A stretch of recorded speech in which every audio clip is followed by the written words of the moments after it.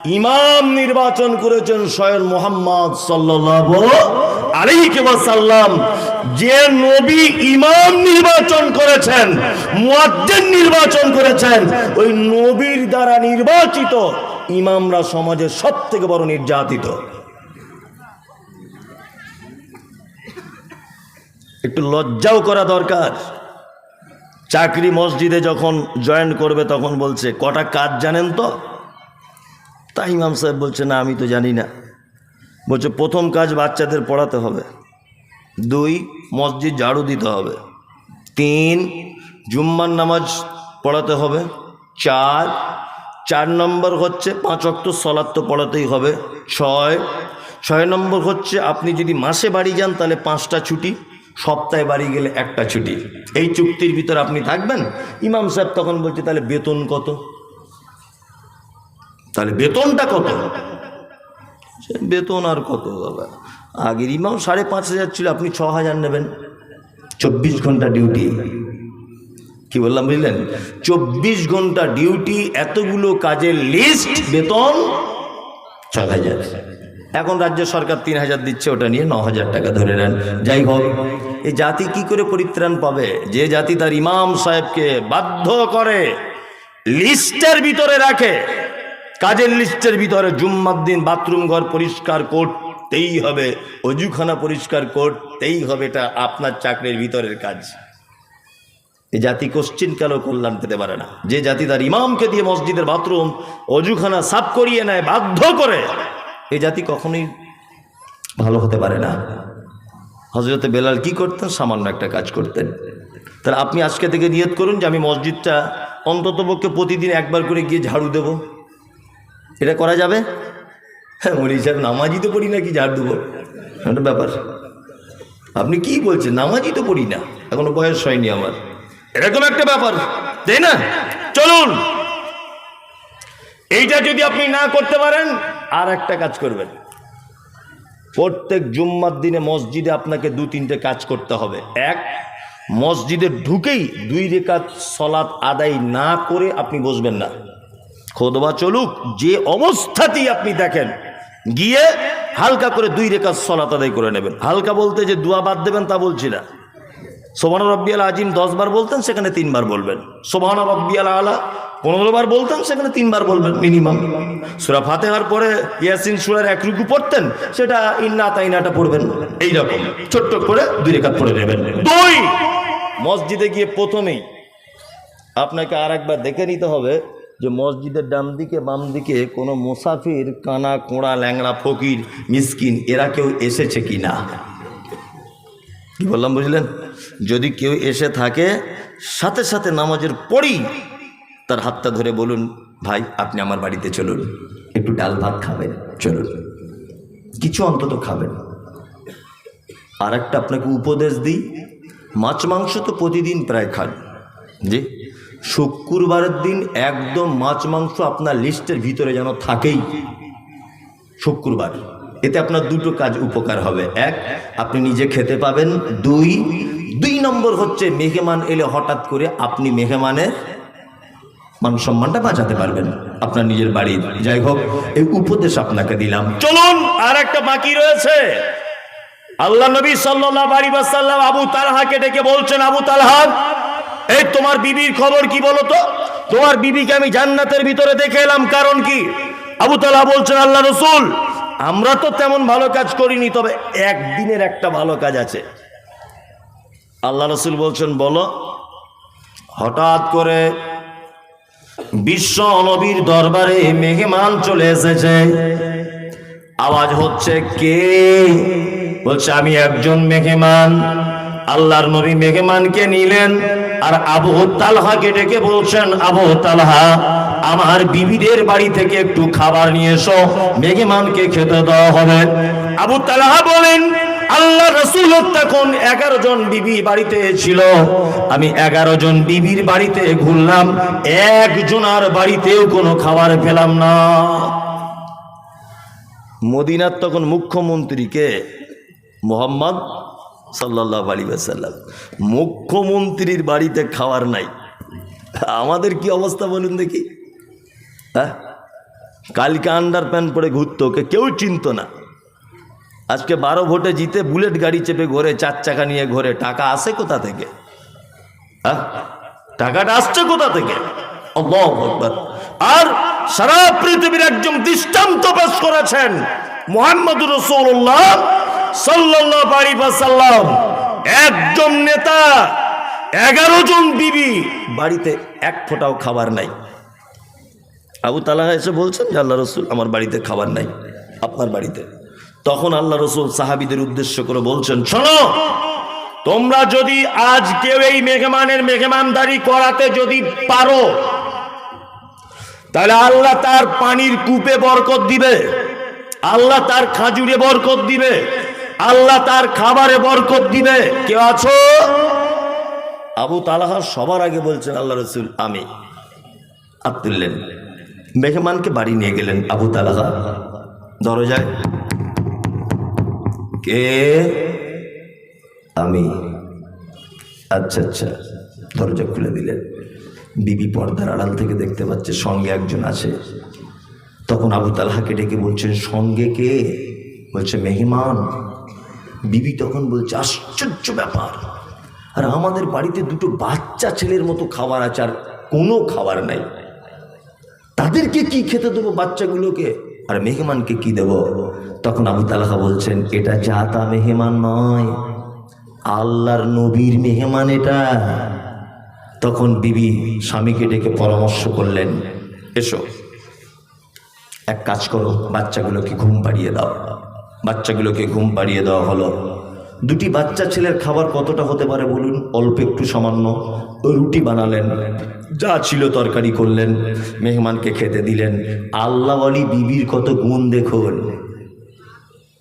স্ত্রী তখন স্বামীকে বলছে, এক কাজ করবেন, নবীজির সুন্নাত যে মেজবানের সঙ্গে মেহমানকে খেতে হবে, মানে মেহমানের সাথে বাড়িওয়ালাকেও বসে খেতে হবে, এটা সুন্নাত। তা তুমিও তাহলে মেহমানের সঙ্গে বসো, খাও। তবে একটা কথা মাথায় রাখিও, তুমিও যদি ওই রুটি হোক আর যাই হোক খেতে থাকো, আর ওই মেহমানও যদি খায়, অল্প খাবার, দুজনারই পেট পরিপূর্ণ হবে না। তা মাঝখানে যে প্রদীপটা জ্বলবে টিপটিপ করে আলো, এই আলোটা কোনো রকম চালাকি করে এদিক ওদিক করে তুমি আলোটা নিভিয়ে দিবে। আর পাত্রে হাত দেবে, মুখে তুলবে, চিবাবে, সব কিছু করবে, কিন্তু খেয়ে নিও না। খেয়ে নিয়ে আল্লাহ নবীর মেহমানের পেট ভরবে না। এই ঘটনায় স্বামী স্ত্রী না খেয়ে থাকলেন, বাচ্চাগুলোকে না খেয়ে রাখলেন। আল্লাহ নবী সাল্লাল্লাহু আলাইহি ওয়াসাল্লাম বলছেন, কোরআনের আয়াত পড়ে শোনাচ্ছেন, মান আমিলা সালিহাম মিন যাকারিন আও উনসা ওয়া হুয়া মুমিনুন ফালা নুহিয়ান্নাহু হায়াতান তাইয়্যিবাতান ওয়া লা নাজজিআন্নাকুম আজরাকুম বিআহসানি মা কানু ইয়ামালুন। আবু তালহা শোনো, এই মাত্র আমাকে জিবরিল বলে গেল। এই ব্যাপারে 2টো আয়াতকে মুহাদ্দিসগণ ইখতিলাফ করেছেন। কেউ বলেছেন এই আয়াতটা অবতীর্ণ হয়েছে, আর কেউ বলেছেন আরেকটা আয়াত অবতীর্ণ হয়েছে। যাই হোক, আল্লাহর নবী বলছেন, আবু তালহা, নারী পুরুষ যে কেউ হোক, তারা যদি ঈমানের অবস্থাতে ভালো কাজ যদি করে, হায়াতান তাইয়্যিবাতান, আল্লাহ তাদেরকে উত্তম জীবন দান করেন পৃথিবীতেই। এই কারণে তোমার স্ত্রীকে আমি আবু তালহা জান্নাতের ভিতরে দেখে এসেছি। সেই রাতের এই কাজ আল্লাহ এত খুশি হয়েছে, তোমাদের স্বামী স্ত্রীর এই কৌশল আল্লাহ এত খুশি হয়েছে। তোমার বাচ্চাগুলোকে খেতে দাওনি, আটকে রেখেছিলে, শুধু মেহমানকে খাইয়েছিলে বলে আল্লাহ এত খুশি হয়েছে যে তোমার স্ত্রীকে আমি জান্নাতের ভিতরে দেখে এলাম। ভাবতে পারছেন আপনি? মুহাম্মদ সাল্লাল্লাহু আলাইহি ওয়াসাল্লাম বলেন, মান কানা ইউমিনু বিল্লাহি ওয়াল ইয়াউমিল আখির ফালিয়ুকরিম যায়ফাহু। ও লোক আল্লাহকে বিশ্বাস করে না, ও কিয়ামতকে বিশ্বাস করে না। কে সে?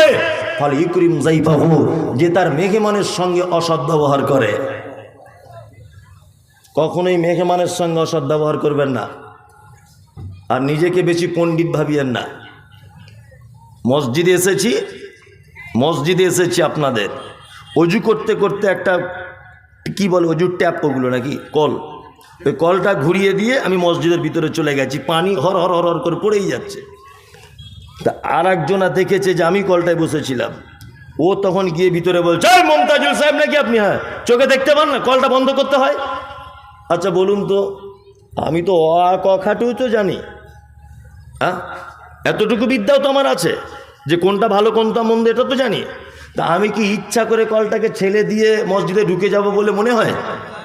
হয়তো অন্য মনস্ক হয়ে গেছি, হতে পারে ভুলে গেছি কোনো কারণে। তো এর জন্য এত জোরে কথা বলতে হয় কেন? একটু আস্তে করে বলা যায় না? আর বলারই বা কি প্রয়োজন? ওটা আপনিই তো বন্ধ করে যদি দেন, ক্ষতি কি হয়? ঘুরে দিলে তো হয়ে যায়। মেহমান খুব কঠিন ব্যাপার। বিশেষ করে রমজান মাসে দেখবেন অনেক অন্ধ অসহায় দুস্থ মানুষেরা আসে না? আসে। আবু তালহার স্ত্রী বাড়িতে ফ্রিজ ছিল না, 5 দিনের মশলা একদিনে মিক্সচার মেশিনে কুটে রাখতো না। রাখতো না। তারপরেও মসজিদে আমাদের কোনো মেহমান যদি আসে, এ ওর দিকে দেখে, ও ওর দিকে দেখে, সভাপতি আরেকজনের দিকে দেখে, আরেকজনের দিকে দেখে, এক পর্যায়ে দেখা যায় লোকটা না খেয়েই বাড়ি চলে গেল। আবার অনেক সময় ইমাম সাহেব অর্ধেক করে বসে দুজনা খায়, কারণ কেউ ভাত দিয়ে যায়নি তাই। এরকমও ঘটনা ঘটে। আপনাদের গ্রামে হয়তো ঘটে না, অনেক জায়গাতেই ঘটে না? খুব ব্যাপারগুলো মাথায় রাখবেন, খুব মাথায় রাখবেন। মেহমানের সঙ্গে অসৎ ব্যবহার করবেন না। 2, আল্লাহ নবী সাল্লাল্লাহু আলাইহি ওয়াসাল্লাম বলছেন, ওয়াল কানা ইউমিনু বিল্লাহি ওয়াল ইয়াউমিল আখির ফালিউজি জারাহু। ও আল্লাহকে বিশ্বাস করে না, ও কিয়ামতকেও বিশ্বাস করে না। কেসে বলছে যে তার প্রতিবেশীর সঙ্গে অসৎ ব্যবহার করে। প্রতিবেশীর ব্যাপার তো খুব জটিল ও কঠিন। আল্লাহ নবী সাল্লাল্লাহু আলাইহি ওয়াসাল্লাম বলছেন, জিবরিল আমাকে প্রতিবেশীর ব্যাপারে এত ওসিয়াত করে, এত বলে, এত তাগিদ দেয়, আমার আশঙ্কা হয় যে প্রতিবেশী আমার সম্পদের অরিস হয়ে যায় কিনা। কি বললাম বুঝলেন? হ্যাঁ, সত্যি এগুলো আফসোস লাগে।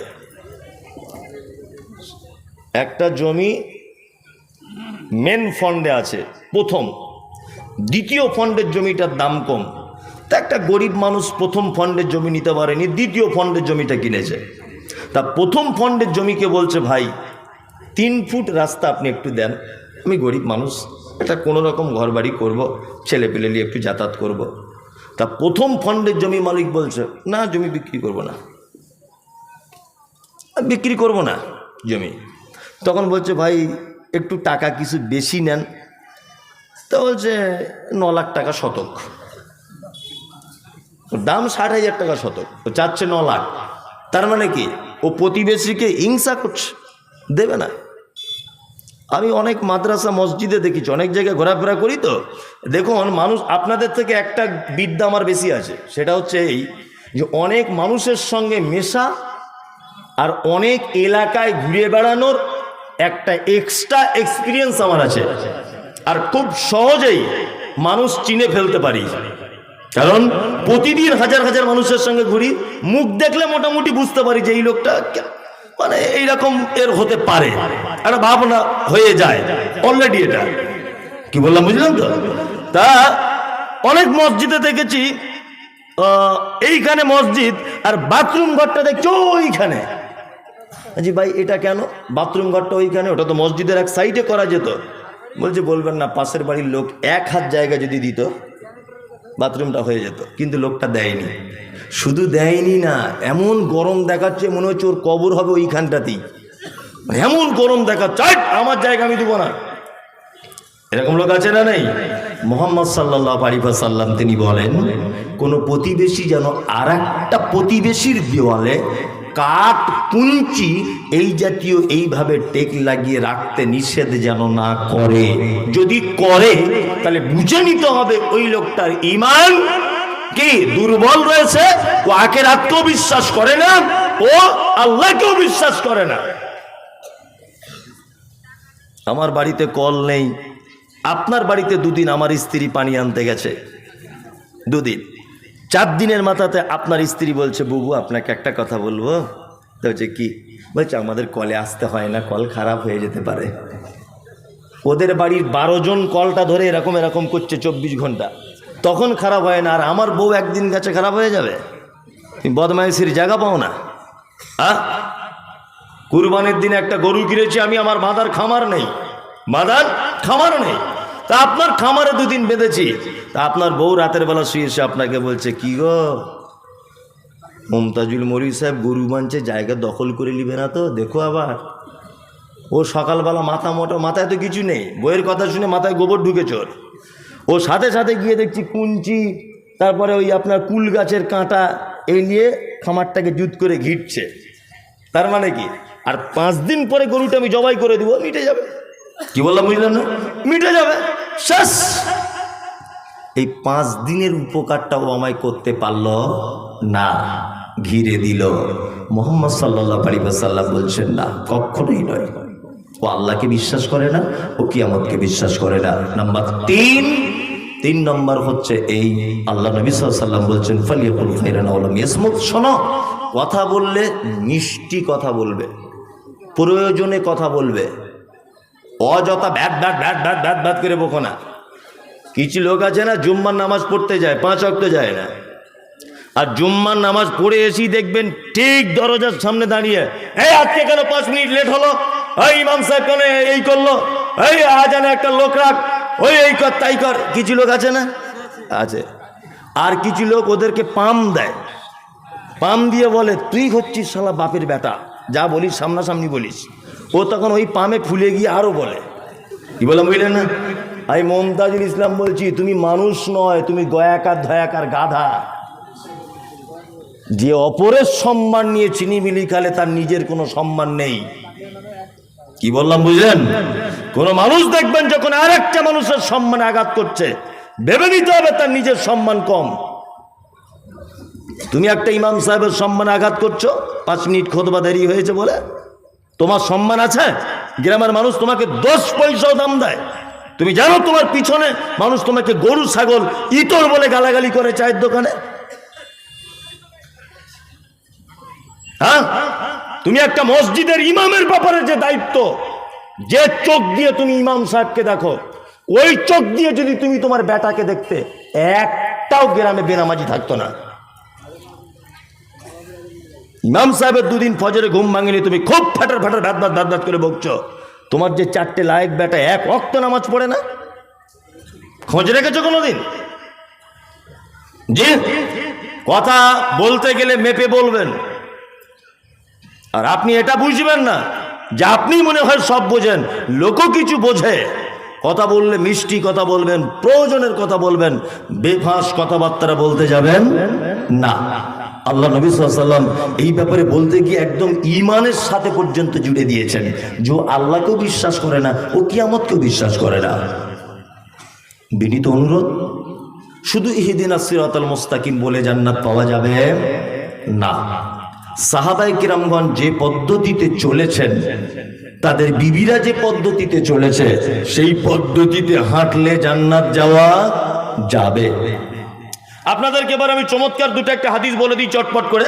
যারা আমরা এখানে বসে আছি, আমরা আমল করে জান্নাতে যাব। আল্লাহ তাআলা বলছেন, লিয়াবলুয়াকুম আইয়ুকুম আহসানু আমালা, উত্তম আমল করার জন্য তোমাদেরকে পৃথিবীতে পাঠানো হয়েছে, তাই না? তাহলে উত্তম আমলের মাধ্যমে আমাদের কোথায় যাওয়া লাগবে?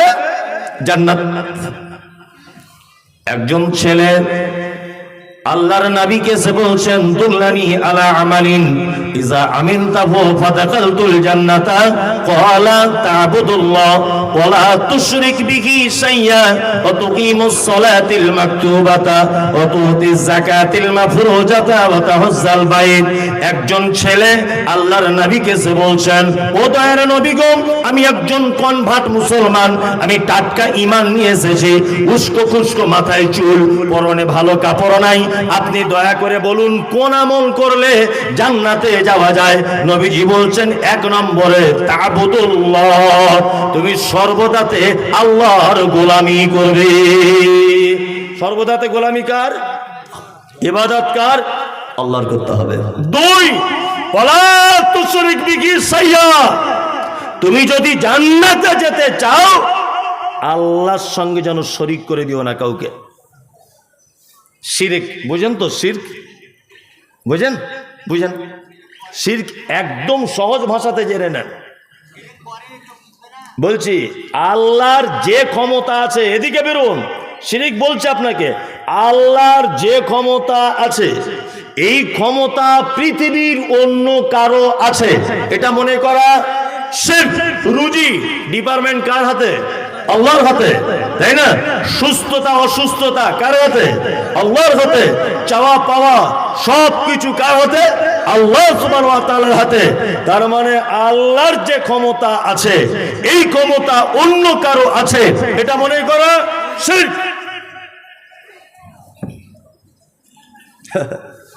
কিছু ছেলেকে দেখতে পাচ্ছি লাল সুতো পরে ঘুরছে হাতে, লাল সুতো। জোরে কোথায় কোথায় পেলি? বলছে আজমির শরীফের সুতো, আজমির শরীফ। আচ্ছা আচ্ছা আচ্ছা, তাহলে আজমিরে ঝুট মিল আছে নাকি? এত সুতো সাপ্লাই দেয় কি করে? এত সুতো সাপ্লাই দেয় কি করে আজমির শরীফ? জুট মিল আছে ওদের? হুগলি জেলার হয়তো ডানকুনি জুট মিলের সুতো ও রং করে ওইখানে চলে গেছে, ওইটা হয়ে গেছে বরকতের সুতো। হচ্ছে কি হচ্ছে না? সব শিরক। লাল সুতো, কালো সুতো, গাছ, তাবিজ, মাদুরি সব কি শিরক, মারাত্মক বড় পাপ। একটা আশ্চর্য ঘটনা আপনি শুনুন।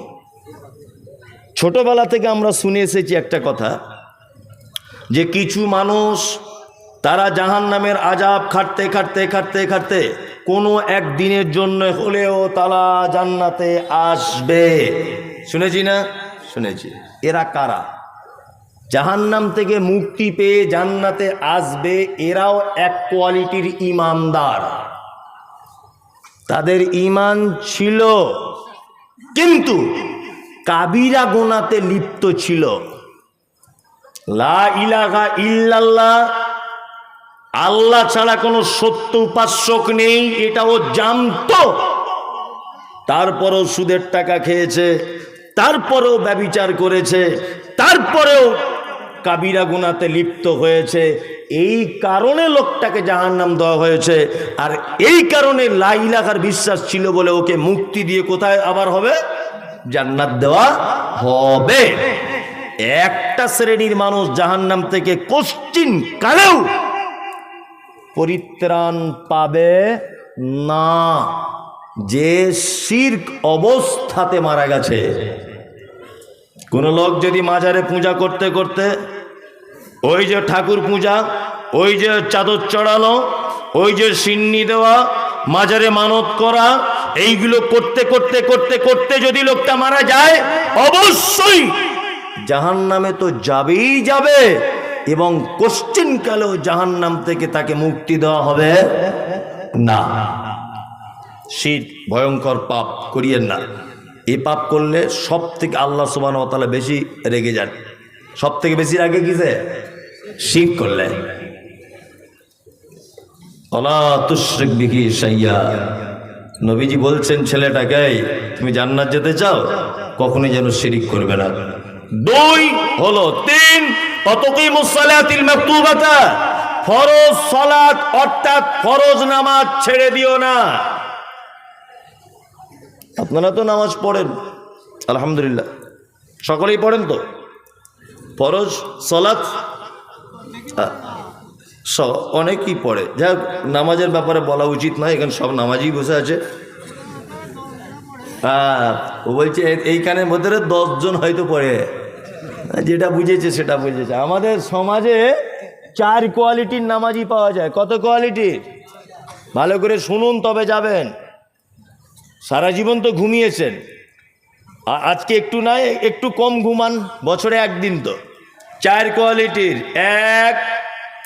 এক কোয়ালিটির হচ্ছে যারা জোহরে যায় আসরে থাকে না, মাগরিব এশাতে থাকে, ফজরে ঘুম ভাঙে না, এই এক কোয়ালিটির।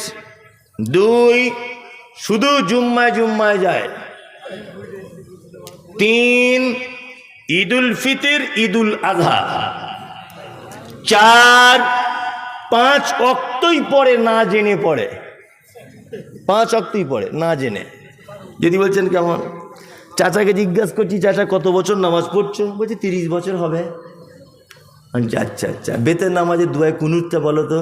আমি কি আর পারি, বয়স হয়ে গেছে, অত বড় দোয়া কি আর মুখস্থ করা যায়? আমার স্মৃতিশক্তি কমে গেছে, বাপ আর মনে রাখতে পারছি না, চোখে কম দেখি, 2 টাকা কম দেন ও ঠিক বুঝতে পেরে যাবে, বুঝতে পারবে না? হ্যাঁ, পরের জমি আল কেটে কিভাবে বড় করতে হয় এই জ্ঞান ওর আছে, ও টনটনে জ্ঞান। পরের জমি আল কেটে দিয়ে বেঁকিয়ে দিয়ে মসজিদে এসে বলছে কাতার সোজা করে লাও, না তো নামাজ হবে না। এরকম লোক মুর্শিদাবাদে নেই, আমাদের ওদিকে আছে। না আমি বলবো না, এদিকে বললে মারবে, ওরে বাবা। আমার এমনি এখন ভয় চলছে, যেখানে যাচ্ছি লোক বোম টোম মারছে, আমি ওতে নাই। আপনাদের দোষ দেবো না, মুর্শিদাবাদের লোক ভালো, আমাদের ওদিককার লোক এরকম। যাই হোক, তাহলে ও দুয়া জানে না, কিন্তু এ আবার কত বড় ধোকাবাজ দেখুন। এ কথাটা শুনলে কষ্ট পাবেন অনেক বয়স্ক লোক, কিন্তু কষ্ট পেলেও যে কিছু করার নেই। আচ্ছা, রুকুতে গিয়ে চাচা কি বলে ওই জানি না তো, রুকুতে দুয়া জানে না, কিন্তু লোকটাকে আপনি নামাজে লক্ষ্য রাখবেন, রুকুতে গিয়ে তাহলে ও বলে কি জানে না, তা ও যখন জানি না বলে কি, বেতের নামাজে দেখবেন ঠোঁট লেড়েই যাচ্ছে। আচ্ছা, ও যে দুয়া জানে না বলে কি, তার মানে ও পৃথিবীর মানুষকে ধোকা দিয়ে ওর স্বাদ মেটেনি, মসজিদে আল্লাহকে পর্যন্ত ধোকা দেয়। ঠিক বলছি না ভুল বলছি?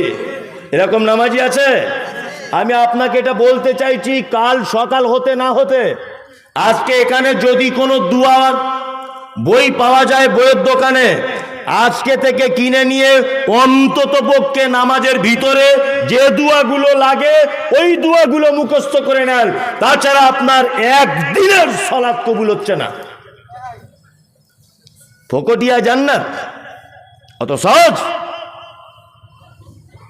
বাজারে একটা জায়গা বিক্রি হবে, আপনাদের এই বহরমপুর বাস স্ট্যান্ডের এখানে ধরে নেন, বহরমপুর বাস স্ট্যান্ডে লোক যেখানে চেন খুলে পেচ্ছাপ করে, বলুন তো দেখি এই পেচ্ছাপখানাটা আমি যদি একটা দোকান করার জন্য 1 শতক জায়গা মেন ফন্ডে বহরমপুরে কিনি, কত লাখ টাকা লাগবে? 1 লাখে হবে?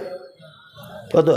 30 লাখ, আরো বেশি, 50 lakh minimum Baharampur main bus স্ট্যান্ডে নিলে। তাও আপনি পাবেন না জায়গা। যেখানে লোক পেচ্ছাপ করে তার দাম যদি 50 লাখ টাকা শতক হয়, আর আল্লাহর নবী বলেছেন জান্নাতে একটা ধনুক রাখার জায়গা, একটা ধনুক, ধনুক বুঝেন তো, তীর ধনুক, এই ধনুক রাখার জায়গা পৃথিবীর থেকে আরো অনেক গুণে বেশি। এত বড় তোমাকে জান্নাত দেওয়া হবে, আর তুমি কি ভাবছো দুয়া না জেনে এরকম রুকু সেজদা করলেই জান্নাত? অত সহজ, অত সহজ।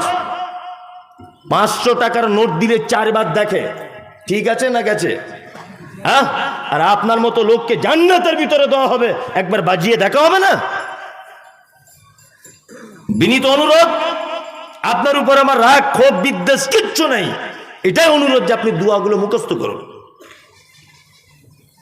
সারা জীবন আর এইভাবে চলবে না, 2 নম্বরই করে দুয়াগুলো মুখস্থ করুন।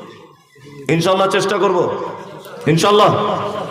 এখন দুয়া জানার অনেক মাধ্যম, বই না কিনলেও মোবাইলে গুগলে সার্চ করবেন যে রুকুর দুয়া কি, তাসাহুদে কি পড়তে হয়, সব দুয়া আপনি মোবাইলের ভিতরেও গুগলে বসে পড়ে ফেলতে পারবেন, কোনো সমস্যা নেই। জি, একটা লোক মারা গেল, বলছি শুন, একটা লোক মারা গেল, মারা যাবার পরে ইমাম সাহেব বলছে আসসালামু আলাইকুম। মনোযোগ দিয়ে শুনবেন, কেউ যেন চেল্লামিল্লি করবেন না ভাই। আমাদের দক্ষিণ পাড়ায় আব্দুল করিম ভাই মারা গেছে, লোকটা খুব ভালো ছিল।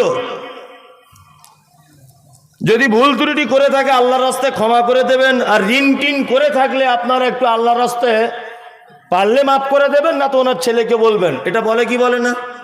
বলে। আর কি বলে? আর এই কথাটা বলে যে সবাই ভাইয়ের জন্য দোয়া করবেন, আমরাও এই পথের পথিক, এই পথে সবাইকে আসতে হবে, ভাইয়ের জন্য দোয়া করবেন সবাই।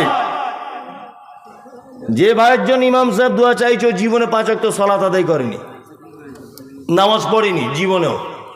আচ্ছা বলুন তো দেখি, এর জন্য যদি কোনো মানুষ দোয়া করে, তার দুয়ার কারণে সে জান্নাত পৌঁছাতে পারবে? পারবে? পারবে না। তাকে জাহান্নাম খেটে খেটে শেষ পর্যায়ে জান্নাতে, ওই যে বলেছি লা ইলাহা ইল্লাল্লাহ ছিল তাই। কি বললাম বুঝলেন? আল্লাহর ভাষা কি? আল্লাহর ভাষা মা সালাকাকুম ফি সাকার ক্বালু লামনাকু মিনাল মুসাল্লিন, একজন সাকার নামক জাহান্নামীকে জিজ্ঞাসা করা হবে, এই তুমি কেন জাহান্নামে? তখন সে বলবে ক্বালু লাম নাকু মিনাল মুসাল্লিন। সব ভালো কাজ ছিল ভাই,